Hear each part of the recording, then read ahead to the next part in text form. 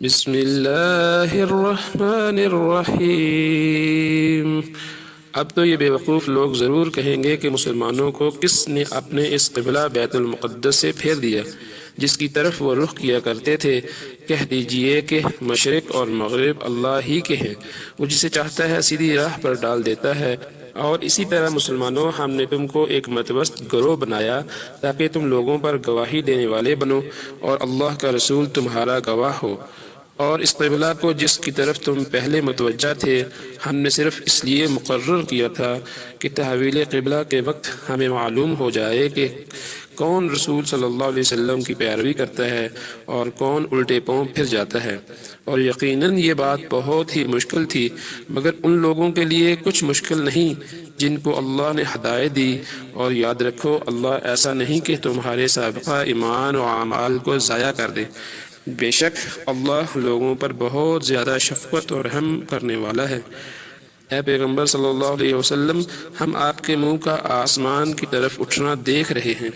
بس یقیناً آپ کو ہم اسی قبلہ کی طرف پھیر دیں گے جسے آپ پسند کرتے۔ اور اب آپ اپنا رخ مسجد حرام کی طرف پھیر لیں، اور اے مسلمانوں، جہاں کہیں تم ہو اپنے رخ اسی طرف کیا کرو۔ اور جن لوگوں کو کتاب دی گئی ہے وہ بخوبی جانتے ہیں کہ تحویل قبلہ ان کے رب کی طرف سے بالکل برحق ہے، اور اللہ ان باتوں سے بے خبر نہیں جو وہ کر رہے ہیں۔ اور اگر آپ ان لوگوں کے پاس جن کو کتاب دی گئی ہے سب دلیلیں بھی لے آئیں تو بھی وہ آپ کے قبلہ کو نہیں مانیں گے، اور نہ آپ ہی ان کے قبلہ کو مان سکتے ہیں، اور نہ وہ خود ایک دوسرے کے قبلہ کو ماننے والے ہیں۔ اور اب جب کہ آپ کو علم حاصل ہو چکا ہے، اگر آپ نے ان کی خواہشوں کی پیروی کی تو البتہ آپ بھی ظالموں میں شمار ہوں گے۔ جن لوگوں کو ہم نے کتاب دی وہ اس نبی صلی اللہ علیہ وسلم کو اس طرح پہچانتے ہیں جس طرح وہ اپنے بیٹوں کو پہچانتے ہیں، اور پھر بھی ان میں سے کچھ لوگ جان بوجھ کر صداقت کو چھپاتے ہیں۔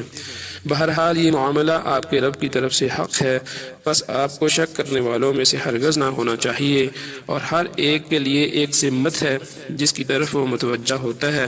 بس تم نیکی کے کاموں میں ایک دوسرے پر سبقت کرو، خواہ کسی جگہ بھی ہو۔ اللہ تم سب کو لا اکٹھا کرے گا، بے شک اللہ کو ہر بات کی قدرت حاصل ہے۔ اور اے نبی صلی اللہ علیہ وسلم، آپ جہاں کہیں بھی نکل جائیں نماز کے وقت مسجد حرام کی طرف رخ کر لیا کریں، اور یقین رکھیں کہ یہ حکم آپ کے رب کی طرف سے برحق ہے،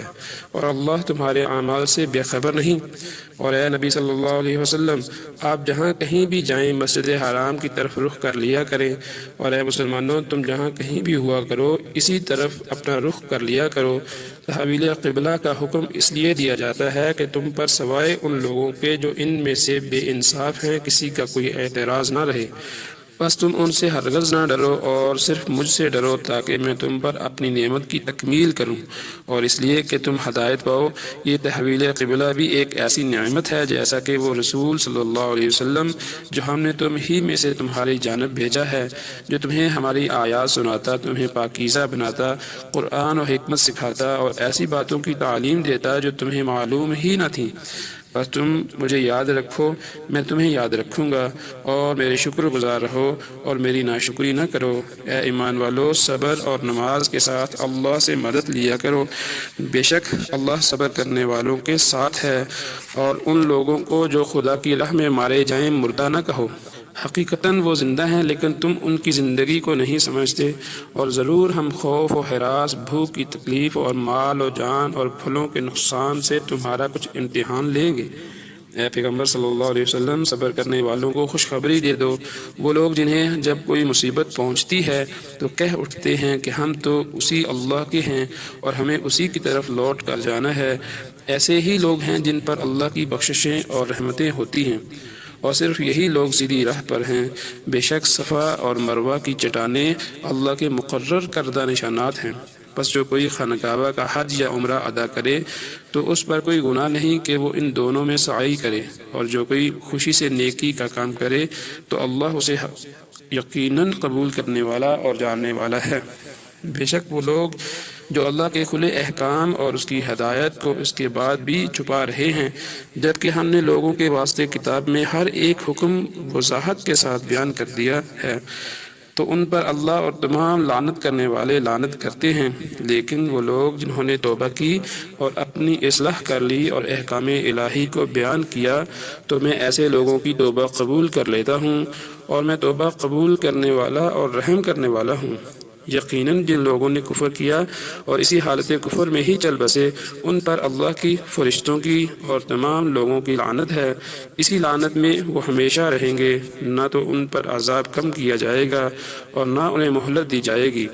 اے لوگو، تمہارا معبود ایک ہی معبود ہے، اس کے سوا کوئی معبود نہیں، بڑا بخشنے والا مہربان ہے۔ بلا شبہ آسمان اور زمین کے پیدا کرنے میں، رات اور دن یکے بعد دیگرے آتے رہنے میں، اور کشتیوں میں جو ان چیزوں کو سمندر میں لے کر چلتی ہیں جو لوگوں کو نفع پہنچاتی ہیں، اور اس بارش میں جسے اللہ نے آسمان سے پانی کی شکل میں نازل کیا اور اس کے ذریعے سے زمین کو مردہ یعنی خشک ہونے کے بعد زندہ کیا، اور اس میں ہر قسم کے جانوروں کو پھیلایا، اور ہواؤں کے رخ پھراتے رہنے میں اور بادلوں کو آسمان اور زمین کے درمیان قابو رکھنے میں، ان لوگوں کے لیے بہت سی نشانیاں ہیں جو عقل مند ہیں۔ اور لوگوں میں سے بعض ایسے بھی ہیں جو اللہ کو چھوڑ کر دوسری ہستیوں کو اس کے شریک بنا لیتے ہیں، اور ان سے ایسی محبت کرتے ہیں جیسی اللہ سے محبت کرنی چاہیے، اور جو لوگ اللہ پر ایمان رکھتے ہیں وہ اللہ سے زبردست محبت رکھتے ہیں۔ اور کاش ظالموں کو اس حالت کا اندازہ ہو جاتا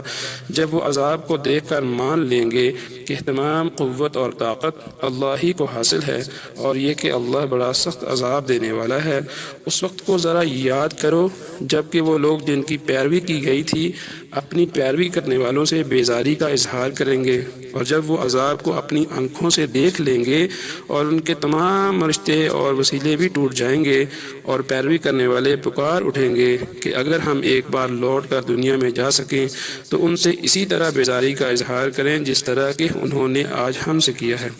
اسی طرح اللہ تعالیٰ ان کے اعمال کو ان کے لیے سراپا حسرتیں بنا کر دکھائے گا، اور وہ کبھی آگ سے چھٹکارا نہیں پائیں گے۔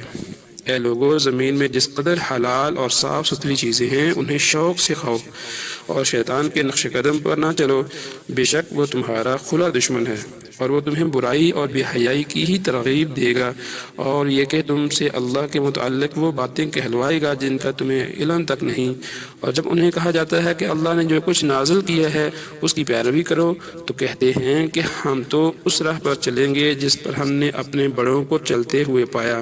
تو کیا اگر ان کے بڑے کسی بات کو نہ سمجھتے اور راہ راست پر بھی نہ رہے ہوں تو بھی یہ انہی کے طریق پر چلیں گے؟ اور کافروں کی مثال اس شخص کی سی ہے جو ایسی چیز کے پیچھے چلے جو سوائے پکارنے اور چلانے کے کچھ نہیں سنتی سمجھتی۔ یہ لوگ بہرے، گونگے، اندھے ہیں، سو یہ کچھ نہیں سمجھتے۔ اے ایمان والو، ان پاکیزہ اور حلال چیزوں میں سے جو ہم نے تمہیں عطا کی ہیں جو چاہو کھاؤ اور اللہ کا شکر بجا لاؤ۔ اگر تم صرف اسی کی بندگی کرنے والے ہو، اس نے تم پر صرف مردار خون، خنزیر کا گوشت اور ایسے جانور حرام کیے ہیں جو اللہ کے سوا کسی اور کے نام پر ذبح کیے گئے ہوں۔ بس جو کوئی نافرمانی کرنے اور حد سے بڑھنے والا نہ ہو بحالت مجبوری اگر ان کا استعمال کرے تو اس پر کوئی گناہ نہیں، بے شک اللہ بخشنے والا رحم کرنے والا ہے۔